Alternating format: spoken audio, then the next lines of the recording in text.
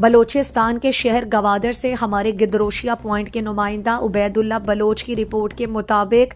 National party کے مرکزی رہنما اور ایم این اے پھولین بلوچ نے گوادر پریس کلب کے پروگرام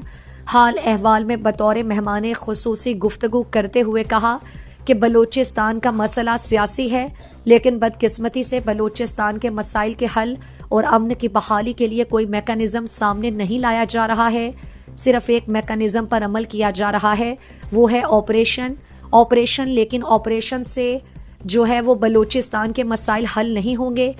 بلکہ اس سے مزید نفرتیں بڑھ جائیں گی۔ انہوں نے کہا کہ بلوچستان کا مسئلہ سیاسی ڈائیلاگ سے حل ہو سکتا ہے، تشدد کسی بھی مسئلے کا حل نہیں۔ اگر جبر سے مسائل حل ہوتے، شری لنکا اور افغانستان ہمارے سامنے مثالیں ہیں جہاں طاقت کے استعمال سے مسائل مزید گھمبیر ہو گئے تھے۔ اس موقع پر نیشنل پارٹی کے صوبائی fisheries secretary Adam Qadir Bakhsh, tehsil general secretary Waleed Majeed, national party کے رہنما Hafeez Jafar, Abdul Ghafoor, Haibtan Dashti, Zubair Hoot, Abdul Qadir, Naseer Nagori, B S O Pajar کے C C member Zarif Dashti, سابقہ chairman municipal committee Tump Nasir Rind اور حاجی محمد اشرف زیمل بھی موجود تھے۔ پروگرام حال احوال کے دوران گفتگو میں انہوں نے مزید کہا، میں عوام خاطرہ و پائی سرزمین خاطرہ